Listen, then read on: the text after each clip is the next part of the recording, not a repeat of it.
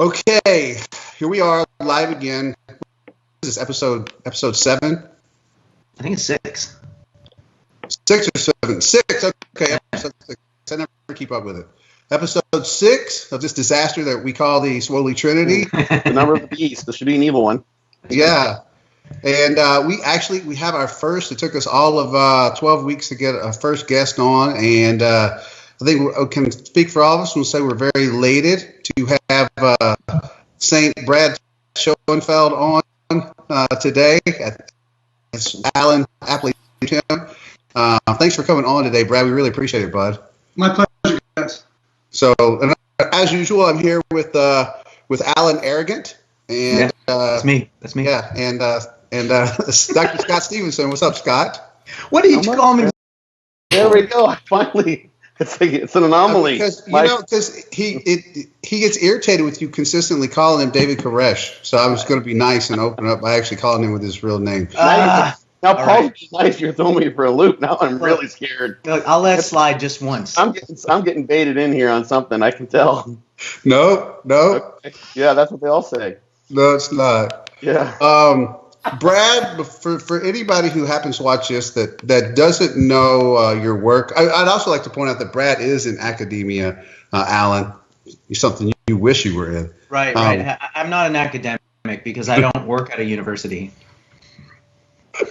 Brad, tell us, dude, just like high-level overview. I know everybody hates bios because it feels like, I know it does for me when somebody's like, tell us what you've done. High-level overviews. Tell us, anybody that's watching about yourself and your prominent work and stuff like that. Because like I said, we're all excited to have you on to talk about the sciencey shit. So, and you're the man for that. So get into it. Kind of the 60-second version. I was a personal trainer for many years. I specialized in training physique athletes, a lot of female fitness and figure competitors, as well as bodybuilders. And gradually over the years progressed to becoming an educator, researcher. I currently am the program director for the graduate program at Lehman College in human performance. I published now over 200 peer-reviewed papers. My primary research focus is on muscle development and body fat, body composition, really body fat loss, and do a lot of speaking. And really, I consider myself, my primary focus is as an educator trying to dispel myths and to educate people on evidence-based practice.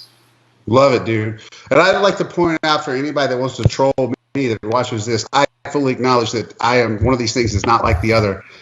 So we got 2 PhDs on here and one guy that wishes he was in academia, and Alan, who only has a master's degree, and I don't have a degree in anything except being a bro. So I try to call myself the kind of the conduit. Alan loves it, the conduit between the meathead bros and the research, evidence-based guys. But one of the things I want to compliment you on, and I'm not an ass. I think everybody knows here I'm not an ass kisser. But one of the things I want to compliment you on, Brad, is that you do, I think, a really great job of emphasizing when you use the term evidence-based that it encompasses a multitude of things. And so I want you to touch on that because that's going to be at the heart of like what we talk about today is bridging that gap between what we see happening in the field and then what you guys are seeing out of research and from data. So to me, when I hear evidence-based, it always comes back to, you've put up graphs about this before, which I still have some of those because I'm like, okay, yes, this makes sense to me. But when you say evidence-based, what does evidence-based mean to you? So I'll start with what evidence-based is not, and that is not just simply deferring to research. Evidence-based really is a 3-pronged approach. So it takes the overall evidence that we know from the peer-reviewed literature, which is people who dismiss that, thinking that that's just white lab coat stuff, are really missing the boat, and I'll get to that in a minute. But it's combining that with practical experience and the needs and the individual, the needs and the abilities of the individual. So here's the issue. Number one, people that dismiss science, just white lab coat stuff, I kind of equate this to going out. You guys ever deep sea fish?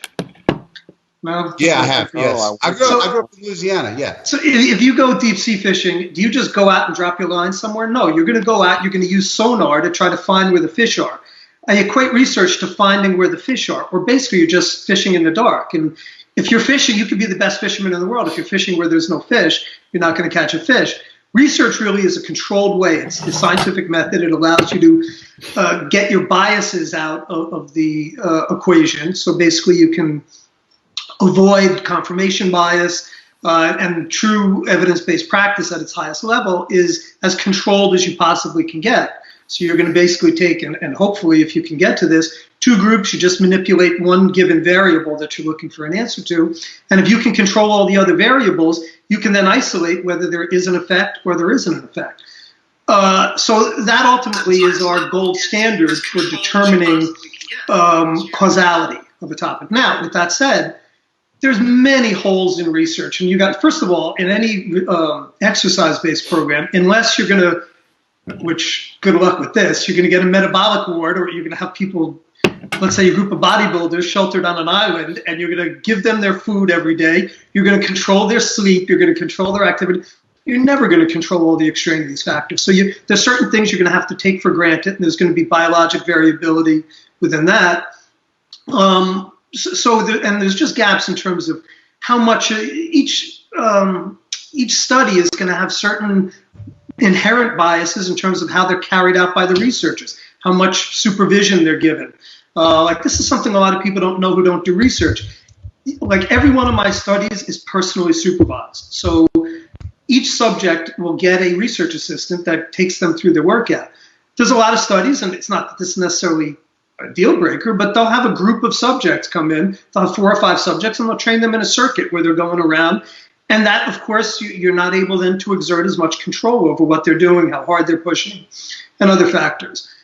And here's the most important point. There's huge individual variability in responses. So every time I do a study, we're going to report the means of a study, what the average values are. But you're going to, let's say in muscle growth, you're going to see some people got 20, 25% muscle growth, and you're going to see others got 0 or even lost some muscle. And it just shows how variable, and there's been studies on this, that show huge variability in responses. So bottom line, what I would say is that it's this 3-pronged approach, in my long-winded way, that you're going to take research and use that as a general guideline. And it's not, the other thing that people tend to do, and I get this with my studies all the time, and I try to temper people, but one study is just a piece of a puzzle. There's no study, like people hold up, oh my God, the study came out.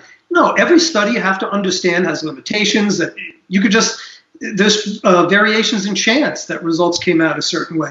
So you look at the body of literature, you try to look at the overall body, and that takes time to develop a large body of literature to have strong confidence in those conclusions. That will give you that starting point. That's your sonar to know where your fish are. Then you're going to use your own expertise, and you're going to take into account the needs and abilities of the individual, because basically this will give you a starting point or a general starting point that you're going to then go up or down with based upon how they're responding. And that is the true evidence-based practitioner is going to understand these things. Guys like you all have years and years of experience in the field, as I do, and you'll use that experience, and you're going to know who you're training. And look, within that, that's why evidence-based is specific to the person who's carrying it out, because based on our own biases of expertise, we're going to have different approaches. And there'll be mostly commonalities, I would think, in our approaches, but there'll be certain things that you might do based on things that you've seen and done and experienced in the gym that I would do differently based on my own experiences. So kind of that's, in a nutshell, where evidence-based practice is, and hopefully that clarifies that it is not just simply deferring to research. Yeah, dude, that was an amazing way of putting it. And like you covered pretty much all the bases. And I think the part there that I've hit on when I've had these discussions with people online is the key words you said there was that it's a guideline, right? It's a starting point where you're looking, okay, this is the guideline. And the way I like to phrase it is, I'm like, hey, it's data is a guideline. It's not a dick slap. So it's like you're like, okay, this is the data that we had that kind of give us a general direction, and then from there, it's like you talked about the needs of an individual. It gets kind of massaged or manipulated based on everything from lifestyle factors to movement selection to a multitude of things. And what I would consider a good coach does is brings all of those variables into account. on an individual basis, like we talked about, to make that the most optimal way to either train or diet or whatever for those people. And that's the way that you mix that cocktail up to make it most optimal on an individual type basis. Excellent summary. And I'll give you one other thing.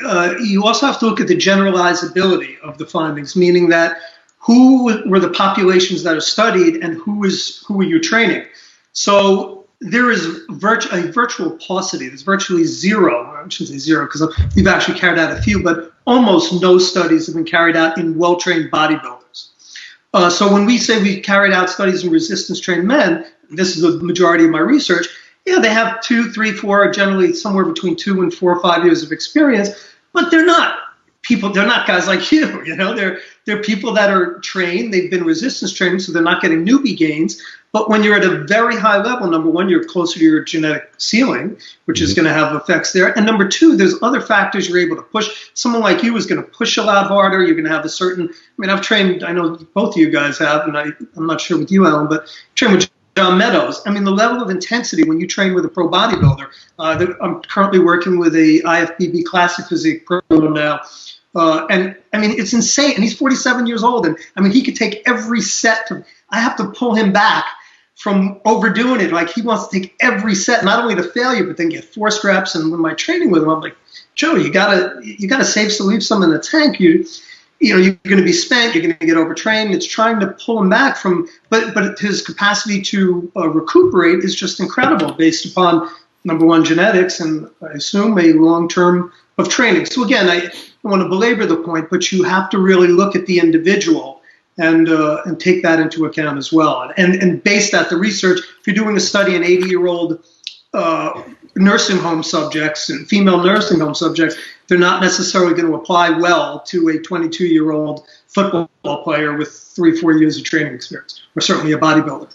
Right. No, that's an absolutely great point. And that's I'm glad that you pointed that out too, because a lot of times if you guys end up with, say, 25 or 20 subjects for a study, and they're college-age kids, and they have a relative low degree of life stress, then the type of training they might be doing, say, over the 8 or 10 or 12 weeks in that study might not be applicable at all. It might not be practical for a guy who, say, is 42, has been training for 10 years and is like a CEO of a company, is working 60 hours a week and is consistently stressed out.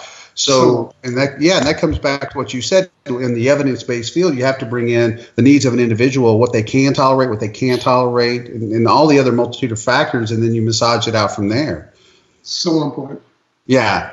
So let's get into what I think we all kind of agree, what we want to talk a little bit about today is bridging some of those factors. So anybody that watches this can come away, because one of the things we like to do with our podcast is actually give information. Somebody can watch and say, okay, so let me manipulate this variable in my diet, or manipulate this variable in my training or lifestyle or supplementation or whatever, and kind of, so we want to separate this podcast from other podcasts. I think, not saying we're better, we are better, but we're not saying that. But my point is that we want to be able to give people something tangible that they can leave with. So I think today, with having you on, one of the things that we kind of all agreed on was kind of bridging some of those gaps in between what we see coming out of research and data, and then looking kind of at real world stuff, and pick your brain a little bit about what you think of both. Now, I think one of the reasons why you have a much more broad approach about this than a lot of guys who just delve into the data, into studies and that kind of stuff, is that you did come from a background of training people, and you have had the in the field experience, and know that that's relevant too. And I think that separates or what a lot of those guys, and you probably have seen this too, from a lot of the guys who don't have that experience, and then they're consistently relying on research, kind of fail to understand the ability or the needs to apply that particular knowledge subset in with everything else to make it more complete. So, and I just, to address that too, it's a really great point that I think that's one of the main reasons that my research has gotten so much play and so much popularity, is that I'm the kid in the candy store now, because I was a personal trainer for almost 18 years over the course of a very long period. I started when I was 7. That's why I look so young. But that was a joke. But I got it. Really, everything that I was going through as a personal trainer, I started looking into the research and saying, geez, there are all these things I want to know, and there's no real research on it. So basically, once I got to be a researcher, it's like kid in the candy store. I want to research this, and I have so many things. I wish, hopefully we're developing now a master's program, and I'll have a doctoral program at some point soon. And we can really start to then, as productive as I've been, especially in collaborating, I mean, there's just so many topics that are understudied. And you really need to be a practitioner, I think, to get a true sense of what needs to be done and what these gaps are. Or certainly I think it helps a lot. Yeah. And so, and that's a huge, that's one of the questions on is like some of the fields that you think are understudied. Like, for example, I'd love to see a study done, like one group of guys, like, smashing like a gram of tren a week and like a 2 grams test. And because I like, despite what the internet says about, like, I don't take tren, and I've like the longest I ever ran a tren cycle was 8 days. I've always been very open. No matter how open you are about your like drug use, like people still call you a liar. Like I legitimately just take a replacement dose of testosterone anymore. And people are like, that's bullshit. You're lying. I'm like, I don't know what to tell you anymore. Like Dorian Yates came out and has been open about his cycle for like the last 10 years. People are like, he's lying. I'm like, I don't know what point he has to lie about this anymore. But yeah, you guys need to do some research on guys smashing some androgens compared to guys that are natty. There's a little thing called an IRB, an institutional review board, that kind of doesn't look favorably. I know. I just think it would be, how great would it be to be able to test guys using different androgens over the course of like. You might want to go to like maybe Russia. You might be able to pull that off. Or I don't know. If they might have some loose IRB standards these days. I don't know. Bosin, get in touch with Bosin. He'll hook you up. That's actually, well, we had the one study what that gets referenced from years ago was where the guys were using 600 milligrams of test. We talked about that, where they didn't do anything and grew more muscle than the natural group of guys that were training. That's the one that always gets referenced out. I have no idea how they got that past IRB. And that, by the way, that's not even that high. For what bodybuilders do, that would be considered a very modest cycle. Well, but even that's natural. It's pretty much natural. I was going to say, Brad, that's actually that's just natural anymore. That's a natural dose of testosterone. I don't know what you're talking about. You have to get to a gram before you're actually using steroids. I don't know if anyone's filled you in on this information. It's the gram rule. Yep. Until you get to a gram, like it has to be at least a gram total. So you could do 600 milligrams of test, but you better throw in like another 400 of like NPP or DECA or something like that. It has to be a gram up until like a gram and anything over a gram is now actually using steroids. But anything a gram is pretty much natural. Anything under a gram. That's a new rule. Is that the Carter rule? Yeah, well, that's not my rule. Like that was the internet made that rule up a long time ago. You're the messenger here. Yeah, you don't make the laws. You just report them. The magistrate.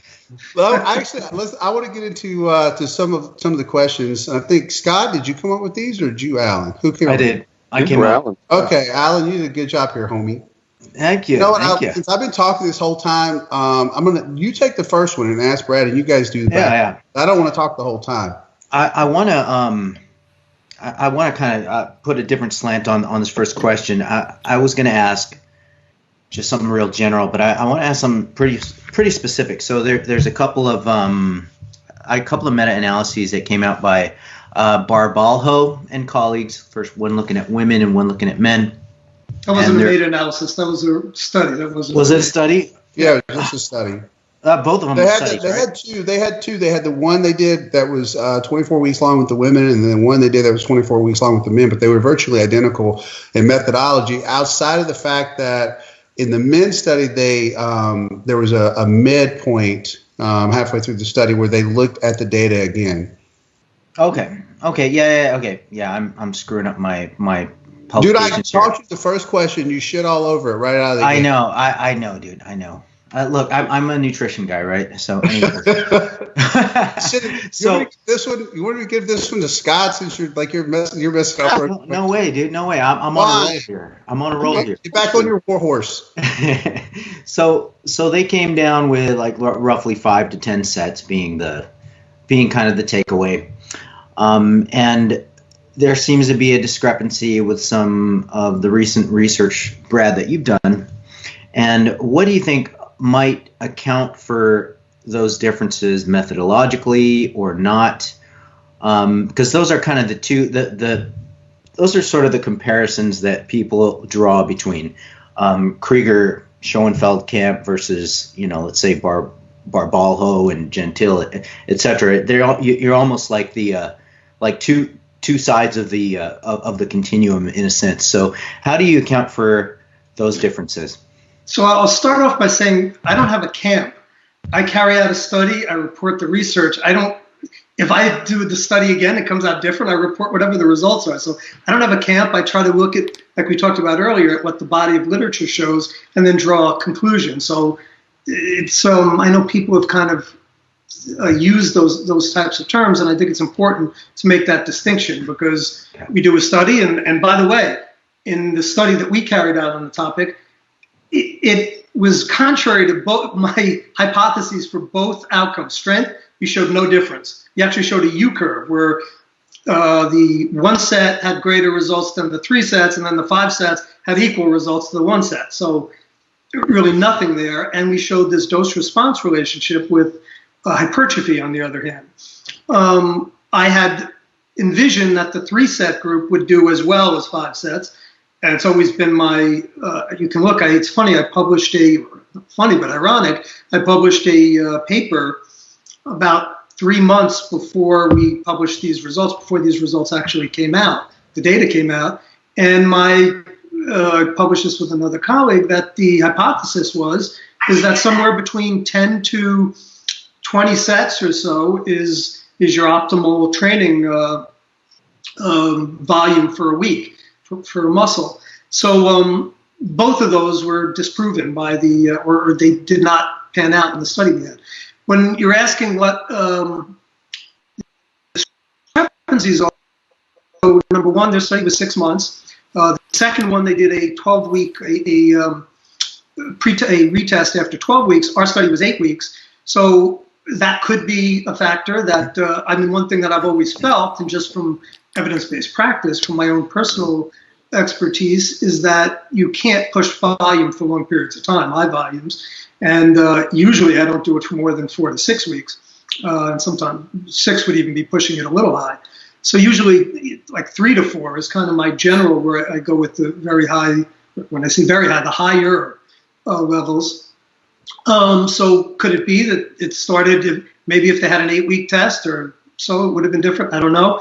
The other thing they did, they used a bro split where we did a total body routine. So we spaced out the volume over a period of time, and they basically mashed all their volume into one session, into single sessions, like similar to bodybuilding training. There is some evidence from our recent frequency data showing that there would be a benefit to spacing out volume, that once you get to a certain volume, it just doesn't, adding on more volume in a given session doesn't seem to produce greater results. But here's the other thing I'll say, is that their results are contrary to really the vast majority of the other literature showing a dose response. Our study was a replication study of another Brazilian study carried out by Radielli at Robert Samau's lab. And they actually, and here's the other issue when I say that, could it be overtraining over the course of 6 months? It could, but the study that we replicated, Radielli's study, was a 6-month study. And they showed massive gains. They showed more than double the results for the highest volume group. The 531, basically our study was very similar. We tried to replicate it in many ways, except in a shorter time frame. Now their subjects were not Marines, they were Navy, they were military personnel on a Navy ship. So first of all, the kind of cool thing is that they kept them contained, so they were able to control. You talk about control of variables. It's one of the better controlled studies because you feed them, you're giving them foods. I don't know what their capacity for sneaking other foods are. I'm not sure I understand. My phone is kind of going out of me here, so I don't know what's going on here.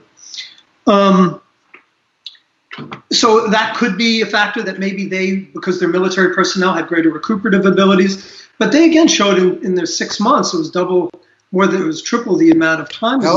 They showed almost triple the results. Healthy user bias. Healthy user bias. I'm just going to say healthy user bias. That's an inside joke between us. Okay. And look, there's many other studies. There's a new study now that I'm not sure whether it's been published, but it's online. They've published the pre-pub of it, which is carried out in Norway. And it's a really cool design where they did They looked at 5 sets versus 15 sets. Now, they didn't do a middle group like 10 sets, so it's tough to know. But it was a within-subject design. Now, these were untrained subjects, so you got to take that into account, whereas was trained subjects. But they did 15 sets versus 5. They did one leg. They randomized legs, so basically you're taking that into individual variability. They showed greater growth, and they used MRI as their measure.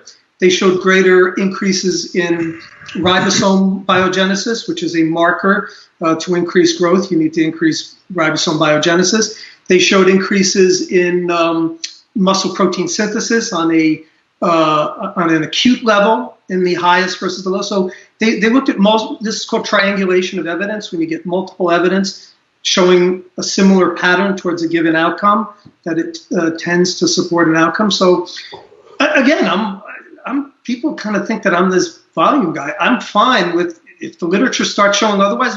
We published a meta-analysis that was 15 studies on the topic, and if you look at the scatter plots or the forest plots of the individual studies, there was one study in elderly 70-year-old elderly women that had a very slight effect for the lower volume. Every other study was either equal or greater results favoring the lower volume. So I don't think there's any, certainly there is no doubt that volume is a mediator of anyone that would dispute that. I don't know what research they're looking at, but here's the thing that I would say. And I think in our study, we hopefully will be publishing these results at some point. I think the biggest take home, and I'd say two things. I think one of the, actually I'll go here first. One of the real big takeaways that people really miss here, this is not ours was not a training study to say how many sets should you train per muscle per week.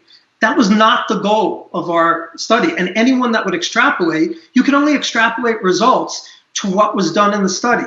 So our study was 3 days a week. The subjects in the highest volume group trained for 70 minutes. Now, I don't know what your guys' training time is, but virtually every bodybuilder I know is training a lot more than that in terms of the time that they're putting in. So we condensed these workouts to basically just legs and chest exercise, a shoulder exercise. So they were very kind of bare bones. They were not bodybuilding workouts. We wanted to isolate this to say, could there be a benefit to training a given muscle group with more volume versus another? Not all the muscle groups. So anyone that understands the application of research understands that in no way would you extrapolate this out and say you do very high volumes for all your muscle groups, because the overtraining response is systemic. It's based on the total volume that you're doing of everything. So you'd have to spend 15 hours in the gym to do, if you parceled that out in bodybuilding terms, if you wanted to try to extrapolate those things, and that would be silly. It would just not be, I don't think anyone in their right mind would advocate that as a viable way to extrapolate results. But the problem with that, though, Brad, is, and I'm sure you see it, that does happen. Well, again, I can only do a study. It shouldn't happen in terms of, from my educational standards, is that I've repeatedly stated this. So people that is one of the problems with the internet. Internet's been a great thing for everyone, but it has a real downside, is that you get these abstract researchers who they're in their armchair like I am now, and they're reading an abstract and saying, "Oh, volume, doing a lot of volume." And we have a term for that. So I think it was the last podcast, we determined that there were bro science levels of guys online, and there was we called it PubMed levels of guys online. So like a bro science, like a 5-level bro science guy is a guy that can really get awesome results and knows how to train people, knows how to diet people, that kind of stuff, but isn't always quite on with, like, particularly the mechanisms as why that happens. It's kind of and I think Alan likes to use Chris Aceto as like a 5-level bro science guy. And then like a 4 low-level PubMed guy is just the guy that throws abstracts out at people and goes, well, this study says this, and he's not bothering to read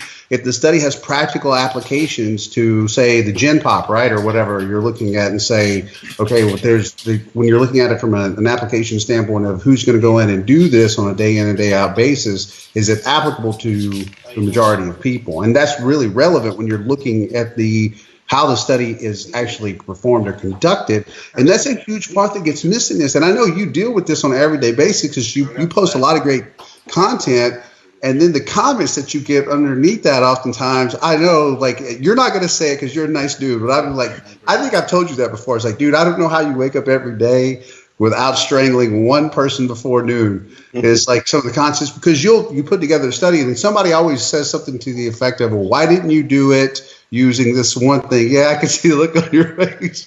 Well, why didn't you do this? Or I'd like to see it done this specific way. And I'm sure you would too. But there's only so much time in a day. There's only so many resources available to anyone performing a study as well. So you can't possibly cover every facet of that. But I think the point I want to get back to was like understanding the practicality of the data, right? That's a huge point. Exactly. So that really, and this is the issue. And look, you can do what you can to try to educate people, but people are going to do what people are going to do. And you can only generalize and extrapolate from a study what the study shows. So again, there were 7 exercises. The total volume in sets for the entire week was around 100 sets in the high. So we did 1 set, 3 set, 5 sets. And the highest group did like 100 sets total for 8 weeks, which by any standards, by most, that's parceled out over the entire, the entire week. So here's what my takeaway, for what it's worth from the study, is looking at the inter-individual responses. And this is something we're hoping to, we just have to figure out the best way to statistically analyze that. But we've done statistical analysis based on what's called a smallest worthwhile change, which simply stated is what you would consider the minimal effect that a given outcome would have to produce something that you'd consider meaningful. And the interesting thing with this, there were people in the lowest volume group that got really robust results. So again, the data were all over the place, but the number of poor responders was less in the higher volume groups than they were in the lower groups. Meaning that if someone is a poor responder, you might want to say, hey, volume is something that you want to mediate, that you want to manipulate to potentially increase the results. And by the way, could it go the other way? It could, but these results seem to suggest otherwise, that most people who maybe not are getting results might benefit from more volume. That would be one takeaway I'd have. And the other takeaway that I'd have is that there might be a benefit towards training a lagging muscle group with higher volumes. And this is something that I've now started experimenting with, as have my colleagues like James Krieger and some other ones in our practical, we have to see, but I've been doing this with the bodybuilder that I'm working with, where we isolate, let's say, his side delts and his hamstrings were lagging points. And we're going to, for those muscle groups, I'm training them first in his workout, and I'm increasing the volume. So we're doing more frequency, so I'm spreading out more greater frequency. We'll have an extra hamstring day. It's not just putting more volume into the given workout. It's giving him extra days of hamstring work, which will total out to more volume across a week, and trying to bring up that muscle group. And we have some picks, and it seemed to be effective. So basically putting guys in like a maintenance mode for certain body parts, and then like exactly. Yeah. So here, just to expand on that, you have a certain. So this kind of goes where I'm saying there's going to be a certain amount of volume that you can do for your entire body. You factor in all the sets you're doing. Let's say that's 100 sets. Let's say it's 120 sets, whatever it is. Say it's 80 sets. Within that, how are you going to disperse your volume to achieve what you're looking to do? And here's the other important factor. Studies are not, they're not forever. It's not like a year, 2 years. You look at it in short blocks. That's the way I think training for at least elite people, people that really want to optimize their results should be looked at. You look at short blocks. You don't need to train high volume all the time or low volume all the time. You could do some lower, some higher. You can do high reps. You could do low reps. You could do some short reps. Training should not necessarily be a binary dichotomous decision. That you and in general, that's the way that any good bodybuilder trains, is that they're constantly maneuvering, they're constantly manipulating what they're doing to bring about greater effects over time. And the good evidence-based practitioners are going to have hopefully a advantage there if they can understand and synthesize research properly. Yeah. So based on the combination of what you've seen from all the research that you've been involved with and that you've read and you've poured over, and then in combination with what you've seen in the field, I think it's safe to say that we kind of do understand that there's an inverse U curve related to volume, right? As well as like it's one of the drivers up to a point, and then from there, where we see it's a point of diminishing returns. You're not getting anything extra from doing more work. Absolutely. So if you were to advise guys, and I think that was the other point I wanted to hit on before, is like when it's a completely different subject. We're talking whether or not natty guys need different training protocols than enhanced guys. As far as we know, I know all the guys your subject are all natty guys. So based on the almost 2 decades of work that you did in the field, combined with all the research work that you've done, what's kind of the range that you see that appears to be most optimal that gives a guideline for people to be working in as far as sets per week in terms of working sets, not including warm-ups, but like working sets that are actually taken to muscular failure or like very close to muscular failure? So, well, that's a little bit hard because I think that is another individual. Training to failure is kind of a real touchy subject in terms some people are able to recover much better than others. I certainly don't think failure should be in all. I'm not trying to skirt your question because I'll come back to it, but I like to use an RIR, repetitions in reserve, where some sets, I think most sets should be close to failure within a couple reps for failure. But going to all-out failure, my general recommendations are most people should not do that really more than the last set of each exercise. And occasionally, also I think for most people that are watching this, we need to like apply, I think, what I consider proper context to there, right? Because, for example, I don't think there's any reason to ever avoid leaving reps in reserve from, say, side laterals or triceps push downs. They're not very neurally taxing. Exactly. But if you're talking about once you get into your compound movements that have a high degree of neural taxation involved with them, like squats or deadlifts or leg press, then Scott and I have talked about this many times, that we agree you set either form failure or a failure set point that you know is failure for you. But if you actually, went to where where you're squatting, to where you literally can't, you end up with the bar on the rails, and that's true muscular failure. You don't really need to train to that type of muscular failure in squats to get the type of stimulus needed for adaptation and cause growth.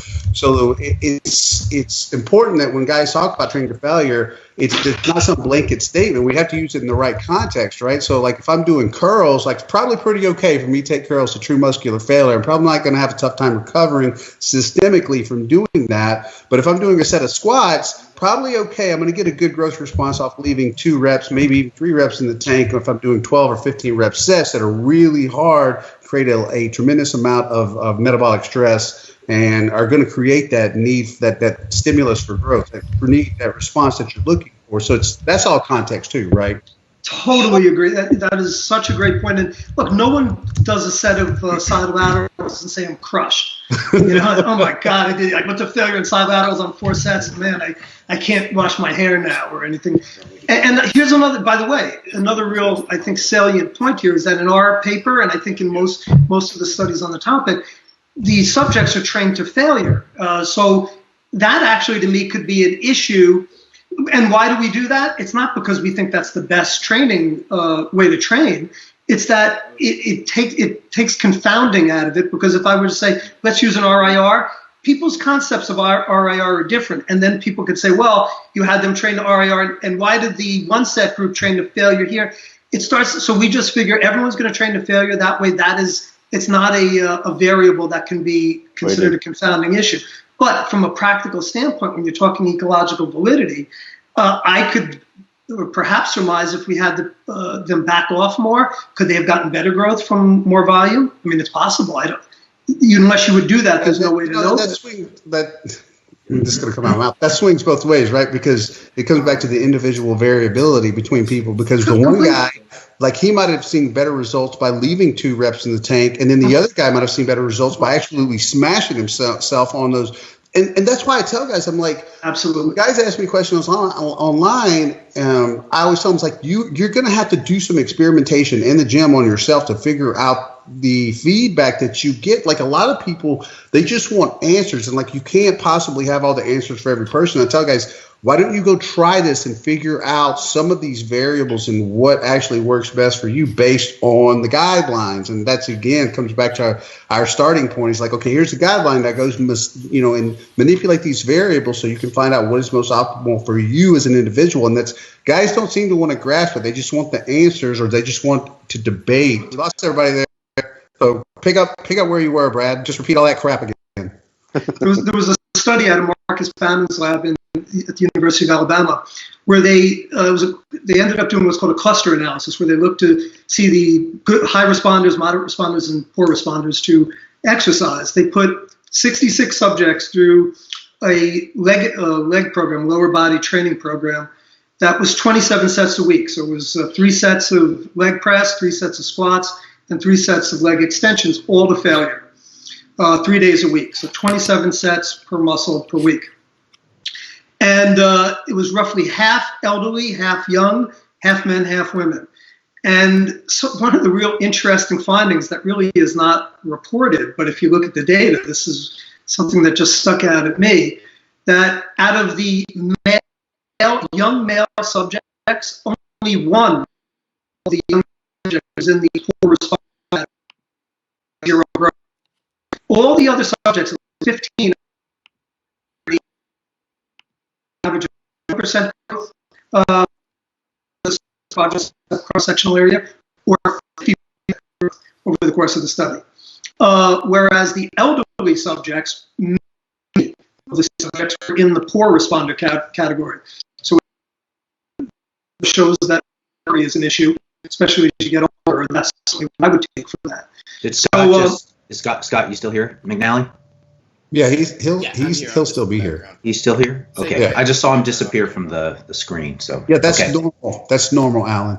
We do that every 2 I'm paranoid now, man. years. Okay, go ahead, man. That's the point. I don't want to leave that out there that Brad hit on the end, and that is something I've also tried to address that we just we roughly brushed over earlier. I said when I was in my teens and 20s, I could train far more often with an effort that was like ridiculous and train 5, 6, sometimes 7 days a week during that time if I wanted, and I still felt fine.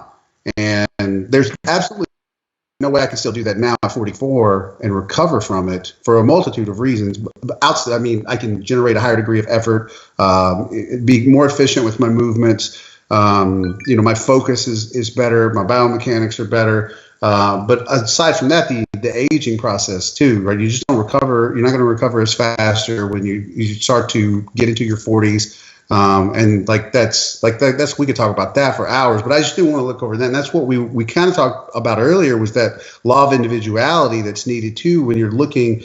And why it's important for people not to paint broad strokes with studies and actually look at the practical application of the age of the subjects, what they're doing with their life, all those kind of things. Say, hey, is this even something? And like you said, you're looking at what the study's presenting, not necessarily always saying, hey, guys, go out and particularly train this way for the results you're looking for. You're looking for a certain type of feedback with what you're doing. I don't know what you mean by feedback, but I'm looking to answer. Each study is going to try to answer a question. Our question here was, for a given muscle group, is there a dose-response relationship? Right. Do you keep getting, or are we going to? I had kind of expected, based on my previous what I published previously, that we'd start to see this measuring out. And by the way, we did in the upper body exercise, particularly the triceps. There was not that much difference in the between 3 and 5. It was, I would say, minor. So it kind of did kind of even out somewhat, where it certainly wasn't a big difference. It was. Here's the other thing: the results were bigger in the lower body than they were in the upper body.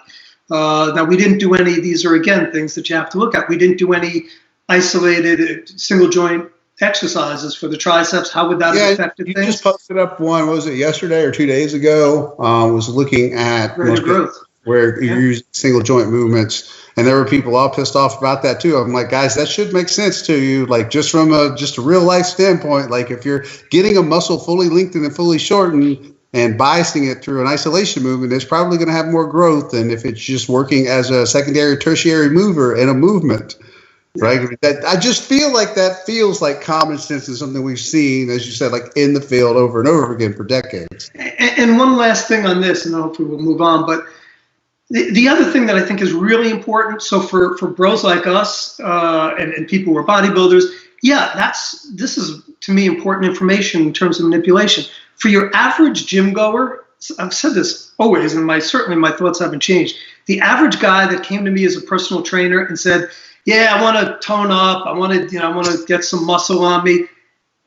A very low volume approach. I mean, training minimally. The types of virtually, certainly on an average level, most of the people got results in the lower volume. And if you manipulate things properly, there's no reason that you need to spend more than an hour and a half.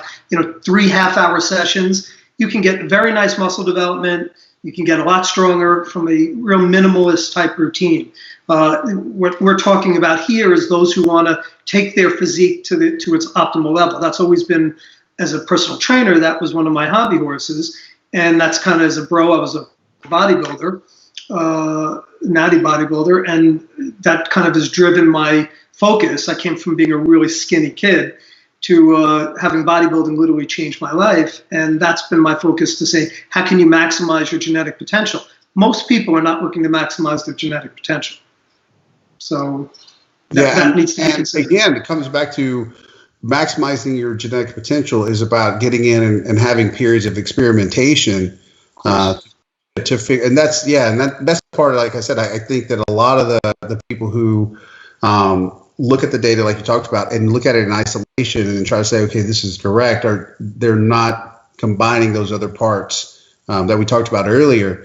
Is that what we see in the field, and then the law of individuality, the individual needs, and they have to kind of be their own lifting scientists, right, in the gym, and figure out what those individual needs are. And I think that's missing, like you said, from a lot of guys that just don't want to take the time. Because here's the thing: when you find a guy that has a significant degree of muscular development, without fail, unless they're a genetic anomaly, they're an outlier. They've usually been in the gym for decades on end. They've gone through a lot of trial and error on their own part to kind of figure out what works really well for them.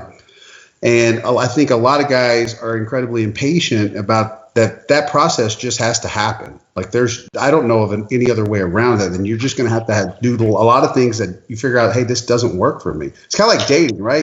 Like you end up having to date some people that you're like, I don't really like these kind of people. And you have to kind of get out there and date kind of people you don't like to figure out the kind of people you do like. So training is not a lot different in that regard. Research provides guidelines. After that, everybody is an N = 1. So you're going to then take your research and say, let me see here's my guideline. All right, let's start on the lower end, see how I respond. Do I need more? Do I need less? Do I need higher reps, lower reps? Is there a benefit to combining? Those are all things that you need to, like you said, find out ultimately what works best for you based on what you know through peer-reviewed research. Okay. Yeah, I know that Dr. Koresh, we've been holding him back for a little bit. I just have to get a couple questions out to you, Brad. I've been wanting to ask you this stuff. So Paulo Gentile and his group, they have, I think, 1 or 2 studies looking at the addition of training of the isolation work in the smaller muscle groups in addition to the compound stuff, and they didn't find any additional hypertrophy of training the isolation stuff in addition to the compound stuff. Now, in field observations, you would never work with a bodybuilder who's competing and saying, all right, we're just going to train, compound push, compound pull, and squat and whatnot, and maximize muscular development. However, there seems to be this divide between what Gentile is reporting versus what we see in the field. What do you think accounts for his lack of observation of additional benefit to the isolation stuff? So a couple of things here. First of all, you have to look at, he didn't just look at, in general, there was a couple that did, but they used just circumference. So all right, let me go here. Number one, most of the studies they've done have just looked at circumference measurements, where you basically take a tape measure and put it around the arm. It's a very crude measurement, and I would not expect in a short-term study that you would be able, with that type of measure, to actually see much in the way of growth. I would say the ability to accurately determine changes is very low with that type of measurement. They did have 2 studies that did use ultrasound, and neither of them showed a benefit. Number one, both of them were specific to the biceps, so we don't know, you can't necessarily extrapolate that to other muscles like the triceps or even the legs, let's say with a leg extension, or hamstrings with a hamstring curl. But here's the other, I think, thing that's important. How much volume then did you need? So you do a certain amount of volume. Is adding on more sets in the studies that actually looked at this, does adding on more sets of isolated exercises and have further benefit to that? That's a question that still needs to be answered. So it could be that they reached a volume limit, at least in the ones that did the ultrasound. I again kind of dismiss the circumference measurements. I will say this. There was a study, Paul just mentioned it, that just came out a couple of days ago by colleagues of mine in Brazil. They looked at just doing bicep curls. I'm sorry, just looking at, is it bicep? Yeah, just doing bicep curls versus just doing rows. And they found roughly double the growth in just doing biceps curls versus just doing the rows. I will give you somewhat of a scoop. I can't say too much because we're just getting this data out, but I'm involved with another study in collaboration with a group. And we did a similar type of protocol in the triceps and found substantially greater growth in the triceps with an isolation move, with a single joint move than a compound move. So again, this research is in its preliminary stages. Like I mentioned before, one study is a piece of the puzzle. I would say that the quality of the evidence at this point is low. In most, they've done a lot of work, but most of it has been with these crude measures. Let's see what happens over time. And I think I think it's difficult to draw from the research good data. Here's what I would say. I don't think there's anyone that's been worked in the field knows that if you just do, I would say just do a isolation type move like a bicep curl, that you're going to tend to get better growth over time than doing rows. Whether there is an added benefit and where that kind of fits in to, let's say you do a heavy back workout and you're doing 12 sets of back, and then you want to get your biceps jacked, do you do 6 sets of biceps more? Or do you need to do that? Those are questions that hard for me to give a good answer on. I want to mention something that Paul brought up earlier, was that training to failure, its utility of taking it to failure versus leaving stuff in the tank can be body part specific, right? It can be movement specific. So with the isolation stuff, movement specific. Movement specific. So with the isolation stuff of the smaller muscles, Paul brought the example of the laterals for the delts. It's kind of silly to think that you can tax yourself to a meaningful degree if you take those to failure, for example. Versus, let's say, taking deadlifts to failure, right? You know, we did a paper in 2015 with Eric Helms and Peter Fishin and Cronin, where I think that's the only paper in the literature where it's actually mentioned that, look, training to failure, that has to be discussed on the basis of different movements. So so Paul, you bring that up. That's the only place in the literature I can think of where that's discussed. And I want to point that out. This is a paper. It's called Recommendations for Natural Bodybuilding Contest Preparation, Resistance and Cardiovascular Training. Okay, it's in Journal of Sports Medicine and Physical Fitness. So this is a 2015 paper. I definitely recommend that people. Wasn't I on that paper too? I think I was on that paper. Yeah. We pulled you in on that paper, and I actually threw that in the little detail that doing freaking concentration curls in the mirror is different from, let's say, taking pull-ups to failure, right? So I threw that little detail in, and there's nowhere else in the literature I know of where people make that distinction. So my question to you, Brad, is there room in the research to look at what body parts respond differently to failure versus not? Is that absolutely? There should be. You'd have to figure out a way. What's going to be your metric, and how do you? So let's say you're going to do squats to failure versus leg extensions to failure. What's going to be your metric? You're going to look at growth first of all. Subjects for weeks at a time that are actually going to like real failure on high rep squats. That's you're going to wipe out some guys pretty quickly with that. But is your metric going to be what's their perceived exertion after the workout? Are you going to look at their actual growth? Because people can. The one thing that the human body has a really remarkable ability to endure, to be resilient. I mean, you've got people that are put in these war camps. I mean, they survive on eating bugs and things that you'd never think you could ever do. You know, where you hear people that are stranded in an island or something and they survive. So there's a difference between thriving or surviving. Mm-hmm. And I think you'd have to think about what the metrics are, but certainly I think that's an area that is really rife for research. And both of you guys, I think, made terrific points there. Yeah, I think what would be more interesting for me, and that would be looking at, taking the same program where you're doing your big movements like your squats, your barbell rows, you know, your chin-ups and doing all those things, and having one group that left X amount of reps in reserve, whereas the other group actually went to failure, then equating volume and frequency and all that kind of stuff. And then we would start, I feel like that would give a more clear picture a little bit because one of the things I try to emphasize to guys is that I don't really get overly concerned about localized muscle recovery. I get more concerned about systemic taxation and what a program is doing to somebody systemically, because that's the neural taxation is what we have to really worry about. Scott does a really good job of emphasizing that. And I can't remember what quote he has, but I'd always accredit it to him. It's like, if you're looking at sustainable long-term programming and results, you want to minimize the amount of neural taxation that's happening within a training program while maximizing the amount of muscular stress or tension that's going on. And that's where you can get into those. You can train for a long period of time without getting beat up or feeling like you're run down or you need a deload or that kind of stuff, because you're keeping the systemic taxation low.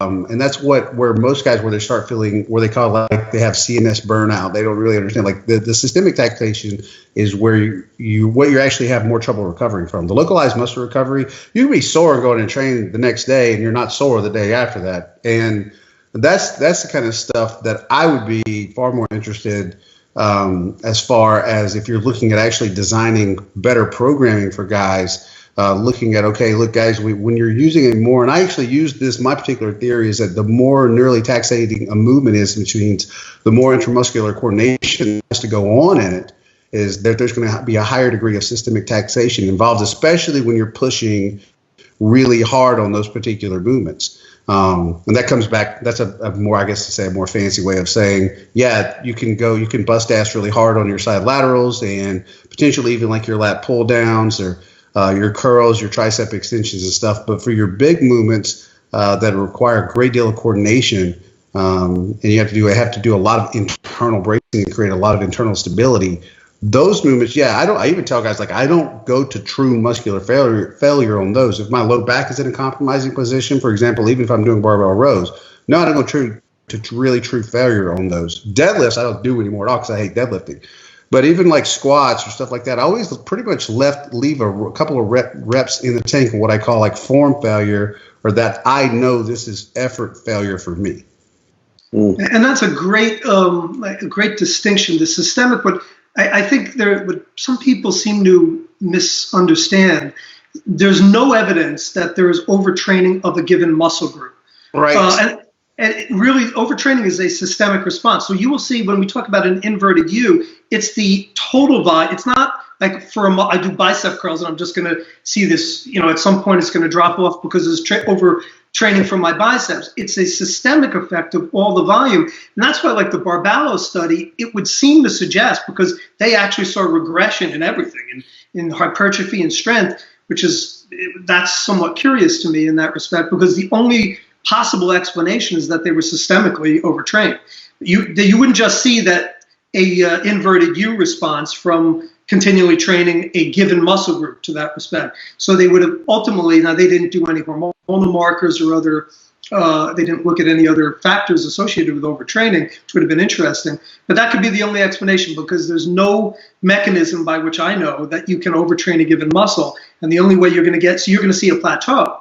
At a certain point, volume would increase. But when you start seeing the regression, it is because of a systemic response from doing too much. And that's, by the way, it's not only volume, but it's the interaction. And that's the other really important thing that everyone needs to be cognizant of, is that there's an interaction between variables, frequency, volume, repetition. So if you're doing low reps versus high reps, my dissertation study, we looked at a bodybuilding protocol versus a powerlifting protocol. So it was a 10 rep, three sets of 10. It was volume equated. So Yeah, three sets of 10. this is one of my most favorite studies, and not just by you, but of all time. That was one of my favorites. Yeah, and we did that versus 7 sets of 3. The hypertrophy was identical by the end, but the people in the powerlift, and we trained them all to failure.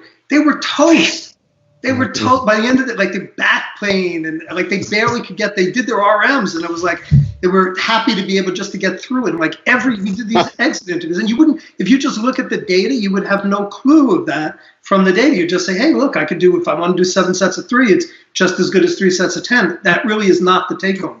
Right, dude. I'm glad you brought that up because that happened. And you even had to correct people. You're like, guys, you need to go and actually understand what the study said. Because by the end, the guys who were doing 7 sets of 3 were absolutely wasted and didn't, like, they were just glad it was over. And the guys who were doing 3 sets of 10 were like, can we do more? Right. And look, you could also say we trained them all to failure. Now, if I did 7 sets of 3, but we did an RAR of 1 where they were, so there's all sorts of things that could have been done. And there's the manipulation of variables, which is almost endless. You need to take those into account when you're trying to extrapolate results, as hopefully we've harped on enough for people who understand where this is. Why I like that particular study was because it shows what I consider a training efficiency. So if you're trying to train for mass, much better to pull back on your loading and bring your reps up, and rather than trying to work in those heavier ranges, which are more systemically and neurally taxating, than backing off the loading and getting your reps in. But that's, again, and you knew that from all the years that you were working with guys. If I want to grow, okay, look, if I'm working in the 8, 10, 12, 15 rep range, I'm going to be able to do I'm not going to get as beat up from doing that work because the loading is going to be much less. But mechanistically, it showed that you could get roughly equal growth, at least in the biceps. So it was the only. But by the way, we actually did get leg data. It just was not. I didn't feel it was of sufficient quality to publish. So I excluded it, but we did look at the legs, and what we did have, there was no difference in the legs either. Just we do what's called an ICC, interclass correlation, which looks at your reliability, and it was too low. It was below 0.7, which I did not feel was sufficient to publish those results. But what we did have showed, again, no differences, which again shows that technically you can get just as good growth from the very heavy loading. But like you said, it's not the best way to go about it. Not if you don't want to. If you want to stay relative, I think that comes back to kind of overall a sense of well-being and healthiness, right? Like, because when you're beat up and your back hurts and your knees hurt and whatever, and you feel training is the last thing you want to do. And I think there has to be. You have to state that you have to kind of be in that good emotional state, right, for training too, to have optimal training too. And I think that sometimes gets overlooked because it's not as tangible, right? Like, how do you measure that particular variable? But I think we all know when we feel good about training tends to be going better. And when we start getting beat up, we start like, I don't really think I want to go to the gym today. And that's something I feel like has to be accounted for on that individual basis kind of thing. Well, another thing about that study people don't remember is that the bodybuilding training workout took 17 minutes. And the powerlifting training workout took 70 minutes. So that's a huge freaking time efficiency situation you got going with the bodybuilding type training. So that would be a beautiful study upon which to base another study looking at the volume dose response relationship and this notion of neurological taxation versus muscular taxation, where you basically say, okay, so 10 sets of 3, let's see what happens when you try to do 15 sets of 3 and 20. Probably going to have dropouts. Obviously, you don't want to hurt anyone. But you could take another group, and you could have another 3 sets of 10, and then a 5 sets of 10, or 7 sets of 10, and maybe even a 10 sets of 10, and see what happens in terms of growth. You could make those hormonal measurements. Look at cortisol, the basic sort of overtraining types of things. Look at muscle soreness. Look at CPK in the blood, all the things that might suggest that, something's happened in the muscle versus the nervous system. Do sleep inquiries, the whole kit and caboodle, basically try to differentiate what's going on there in terms of why because I'm guessing you would see different patterns in terms of the dose response in those different protocols, whereby you go above 30 reps with the 10 sets of 3, and you're basically, you're shitting the can right there. That's not good. That's going to be it. Whereas you can go maybe even double the volume with the lower intensity loading. And heck, if you want to take some of the newer data that's coming, I think that study was a little bit older, but then you start doing sets of 20 or sets of 20 to 30. And then you got a third group. So too many studies, too little time. Yeah. So so that's the thing. There's some beauty in these studies where you do a one-legged study and you train like with a higher frequency, a higher volume with one, but that doesn't differentiate because you have the systemic demand is overlapping in both cases. You got wouldn't work in that study. Legs. Right, that type of design. It's a beautiful study, beautiful design for specific studies. Anything that's going to be systemically taxing, where you're looking at certain overtraining variables, it kind of wipes out your ability to use within subject. Right. So yeah, that's a phenomenal thing. And one of the things that has been occurring to me, and you mentioned this talking about the quote unquote controversial volume study, and this classic physique competitor you've been working with who just trains like an animal, is that if you look, people sort of get mesmerized by the notion of a research study. It's like, well, they just did some sort of magical resistance training, and we got like, here's the answer. So how much volume, how many sets you should do. And another way you could look at this as a smart consumer is think, and this is a function of replication, which doesn't happen as often as it probably should, is most studies, and you've done this, you've mentioned this so far in this podcast, but almost all of these studies are literally different training regimes. It's like you've got Carter training, you've got Aragon training, you got Schoenfeld training, you got Stevenson training, you've got thousands upon thousands of different resistance. So you would go and take it's the John Smith training program without knowing what did John Smith do. And you take that classic physique competitor who's been training he's 47, I think you said, so he's been training probably a while. If you try 30 years. 30 years, so put him into the 70-minute higher volume regime, and you would probably never try to use that with something like with him, I'm guessing, with a competitor like him. Correct. He'd get destroyed, right? But with Joe, I do, like I said, what we've done is selectively targeted certain body parts that were right. And that, again, to me, that was really the takeaway from that study. You can't extrapolate. Yes. Anyway, I don't want to belabor that. No, I'm complimenting you. That's a beautiful thing, because you created a study to answer a specific scientific question, isolating the variables, everything taken to failure, and it fits within the context of that study. That's that study. But that doesn't mean that your physique competitor guy should ever use that.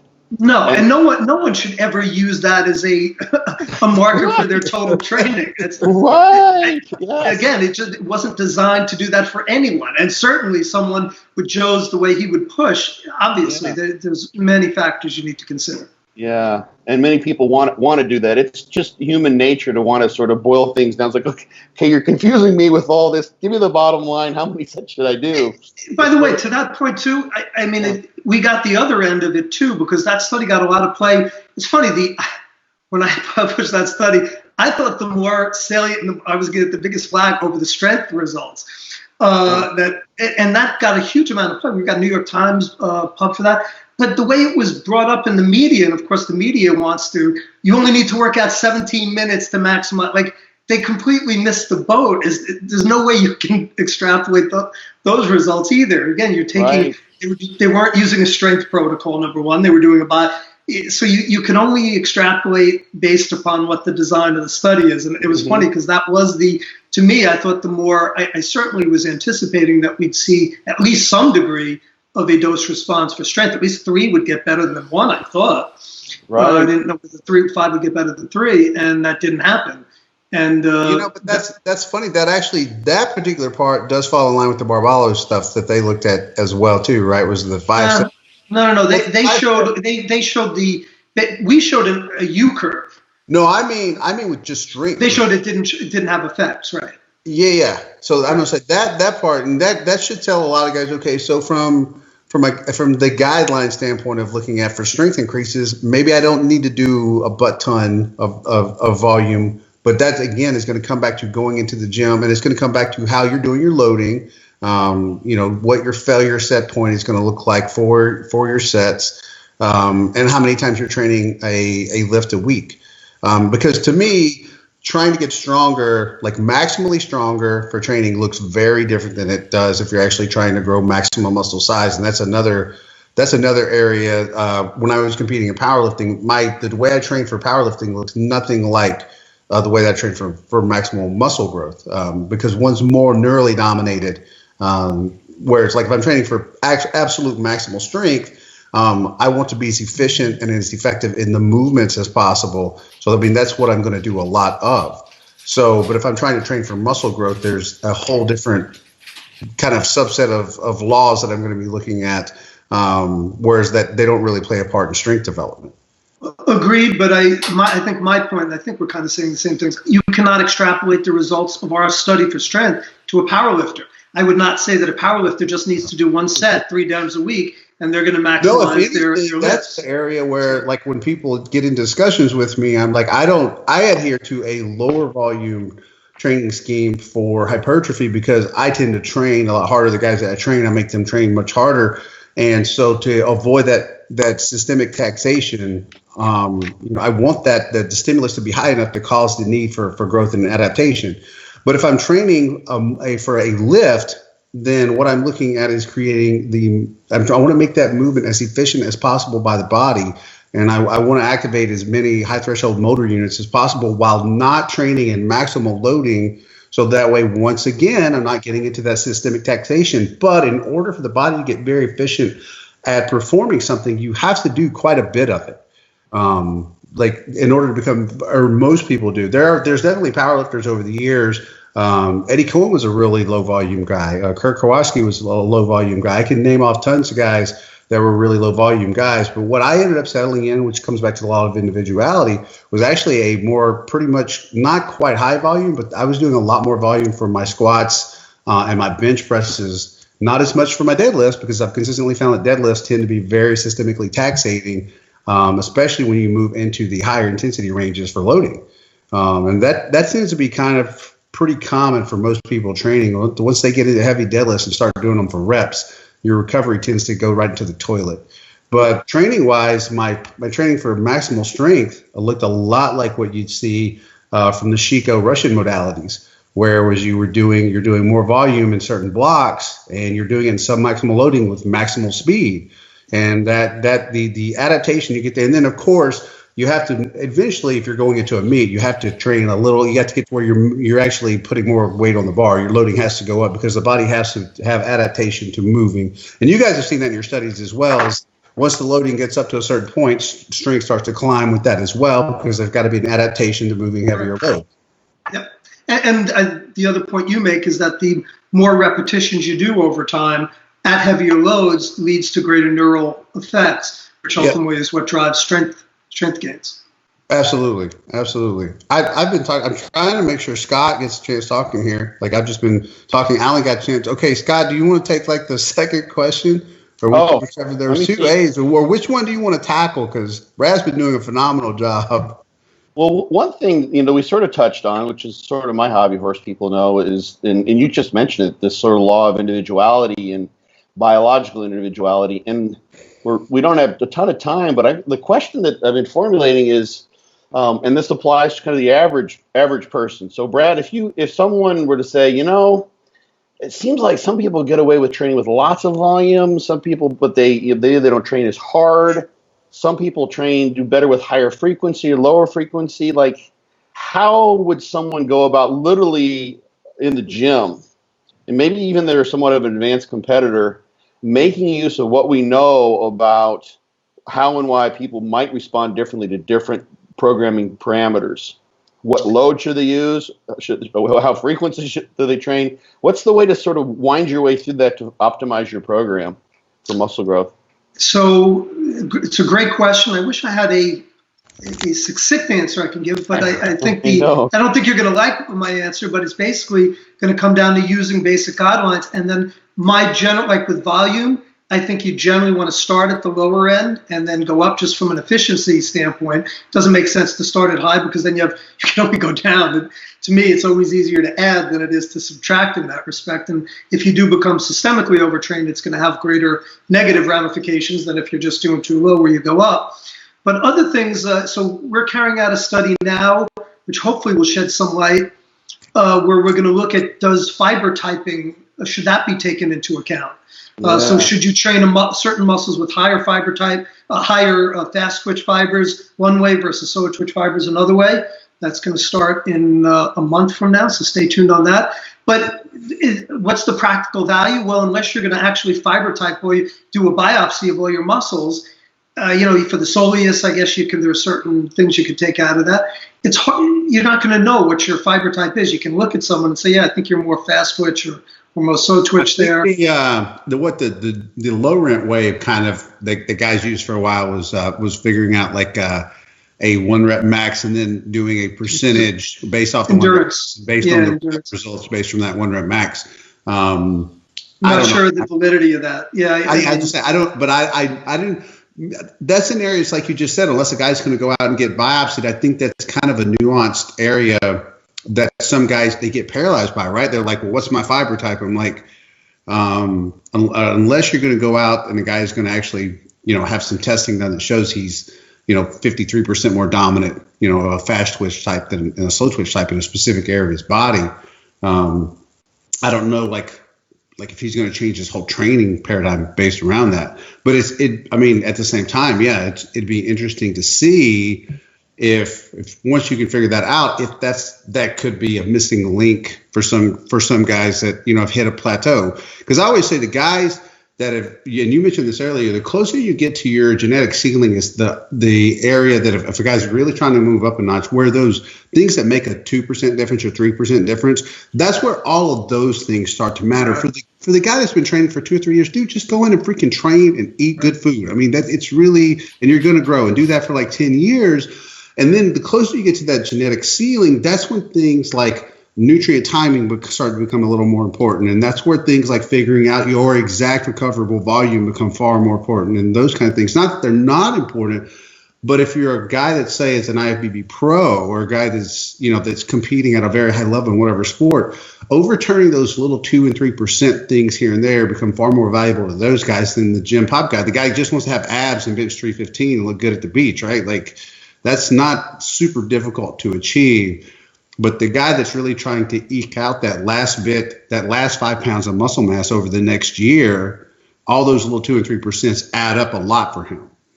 You just dropped the mic, man. That's I couldn't have said that any better. That was as succinct and as well stated as I could ever do. Add a little bit. I'm going to keep. There we go. Good. You froze up for a sec.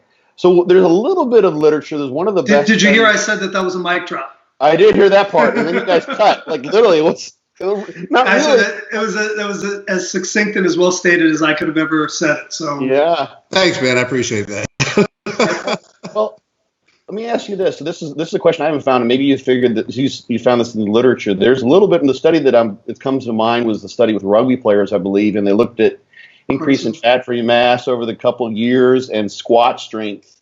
There's some other literature suggesting, and there's a correlation there of like maybe 0.6, something like that. I can find the study. I can't remember the first author right now, but there's a little bit of literature suggesting that those who become stronger, this course makes sense. If you look at the Barbalo plots, you see a parallel increase in strength and size. I think you see that in your study as well. There seems to be an association between getting stronger, performance enhancements in terms of 1 rep max, and muscle growth.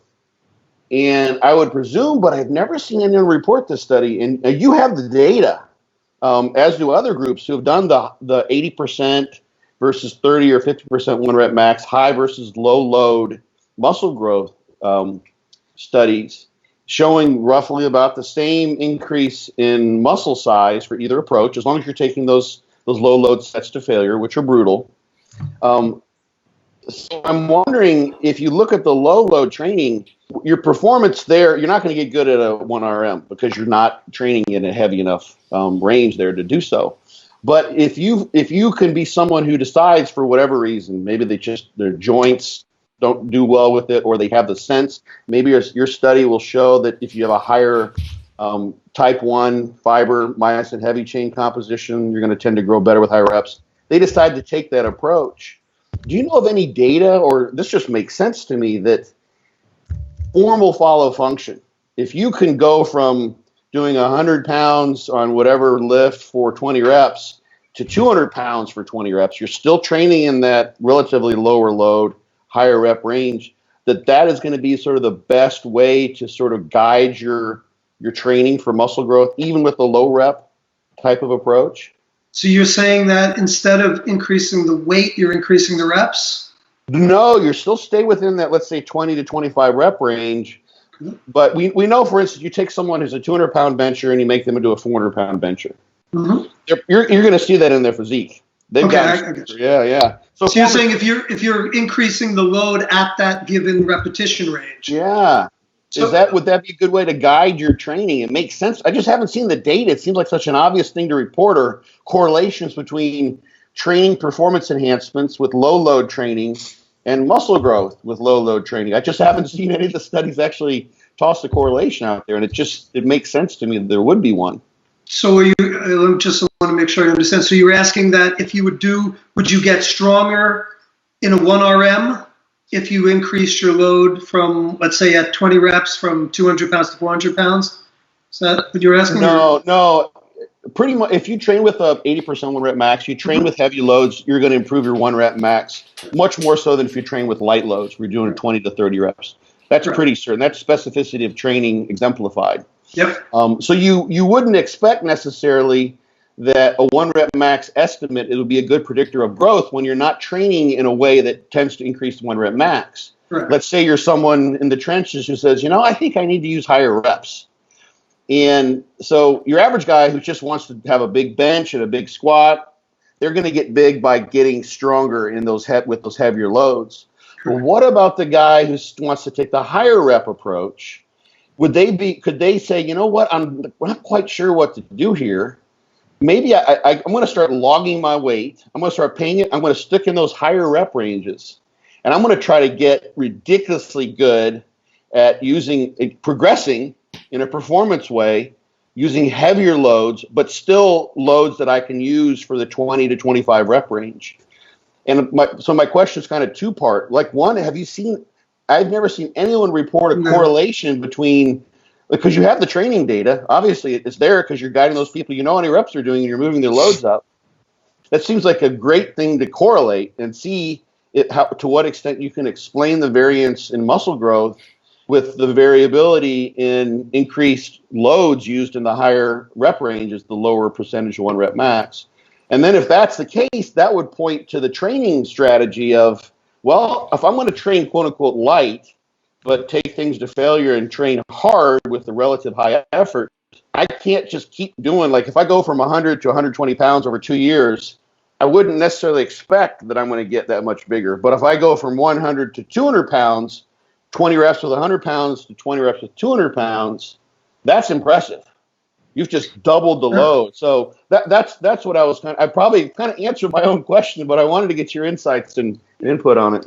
I think you did, and I think the interesting thing when we're talking about strength and hypertrophy correlations, so we actually published a paper on this. It was headed by a really great researcher named Andrew Bogotsky.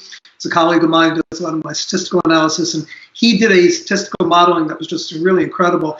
But we looked at we got data from another group on where they did weekly strength testing and weekly muscle testing. And what we found is that from a correlation standpoint, you have to look at the measure that you're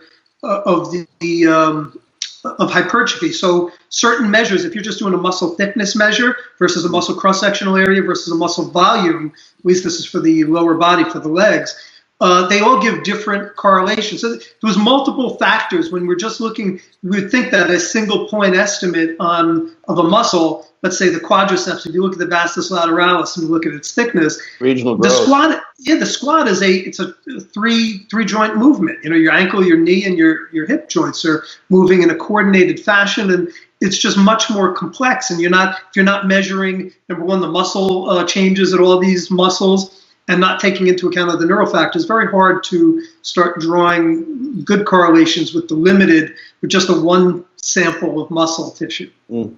But in that analysis, when you looked at those 3 different ways of measuring muscle size changes, was there a significant correlation, or at least a practically meaningful correlation between strength and gains in muscle mass? Oh yeah, but it was when you looked at the muscle volume was. So there's a bunch of things I can actually, if you're able to post, I can link that study up to you. People should read it more than we can get into at this point. But there were some complexities. But yeah, there definitely was. But you needed a higher modeling, and the statistical analysis that's used was really important too. So there's other factors. You can do all sorts of statistical approaches and come up with no variance. We actually showed this. We did these 3 different, or I think 4 or 5 different modelings, and one of them showed like no correlation, and the highest level modeling showed a moderate to high correlation. It's like I think the R value was close to 0.6 if I recall, which is a pretty decent correlation. Yeah. Right. Yeah, it's the interesting thing. The reason I'm asking this question is, you'll see, like, for instance, when the press will take the idea of, well, you only need to train 17 minutes or however long the shortest, that lowest volume group trained for, but they neglected to put you get to train to failure, which you go to the gym and you don't see many people training to failure. And then, of course, that doesn't mean you could go in and just train 17 minutes and do the same thing again and again and again. And really, like, we can go through all the machinations of, should we train, twice or 3 times a week or 5 times a week or just compound movements or isolation movements. But if you look over the long haul, over 5 years, as someone who's made measurable, demonstrable, visual improvements in their physique from a muscular perspective, someone who's got some muscle mass to show from their efforts, those are the ones I tend to find. This is just sort of this is which is, you go into the gym, it's an ecological perspective, but those are the ones who are doing impressive stuff in the gym. Who you can tell, by either they're trained really hard, they may pick up, they may do a 185-pound bench press, but they're banging out 25 reps.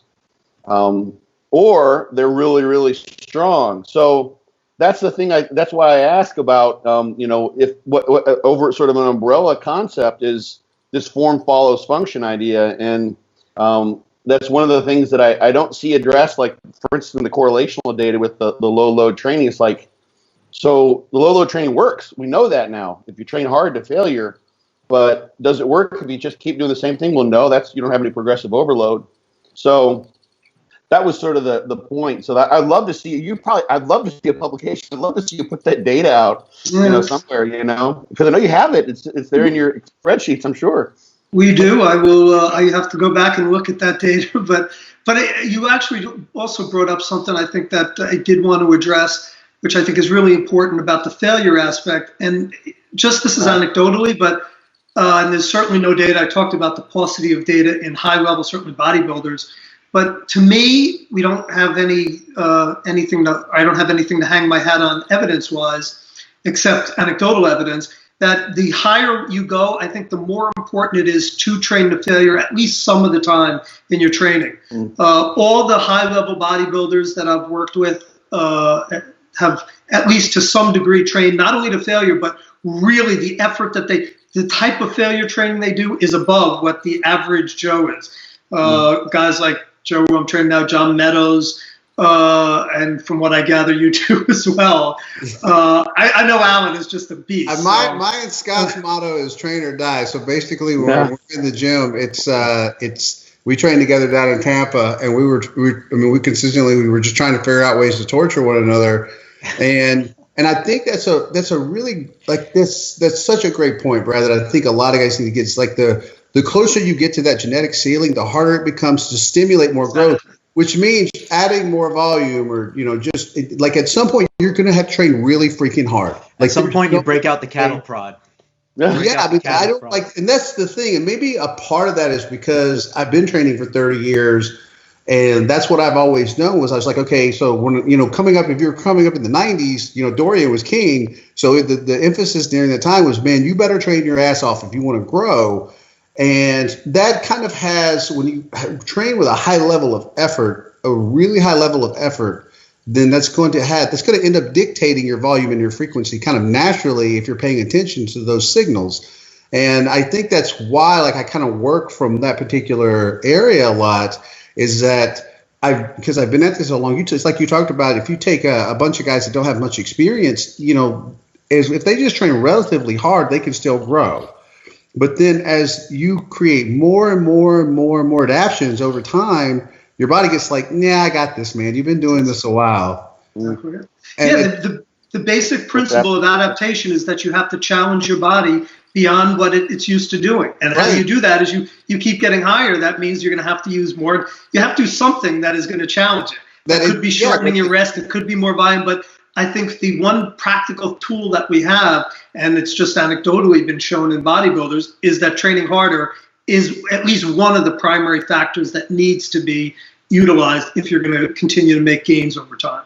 Yeah, and you brought up a point about it, because I've trained with Meadows on a number of occasions, and it's the same thing. Anytime us bros get together like that, it becomes a little bit of a dick measuring session. Not about weight lifted, and that's what a lot of guys don't get. It's not necessarily about who's got the most, but it's who's going to go the hardest in the paint. Right. It really is. It's going to be who's going to show up who trained the hardest that day, and I really feel like that's what a lot of guys these days that are frustrated with progress, they're not grasping, is that maybe it's time that they just start training a bit harder than they have been training in order to create that need for adaptation at a level they just not got to. But to tie that in with what Scott just said, we're running a little on time. I wanted to make, because I feel like this was an important point.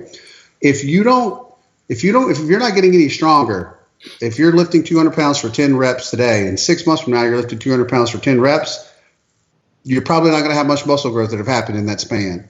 And a lot of guys that get stuck on all these different modalities and ideologies about training, sometimes it comes back, and I've had that particular conversation with a lot of other advanced guys too, is that we get into those modes too, where we want to try fancy stuff and do this and do that, and then you get stuck for a while and like, oh yeah, like I'm not lifting anything more right now than I was like a year ago. And then when you kind of pare things back and go, let me get stronger for a while again, and then you blow up, and a lot of guys think it's because of drugs or whatever. A lot of times, I'm telling you, us advanced guys, we do the same thing. We're like, let's go do this for a while and do that for a while, experiment.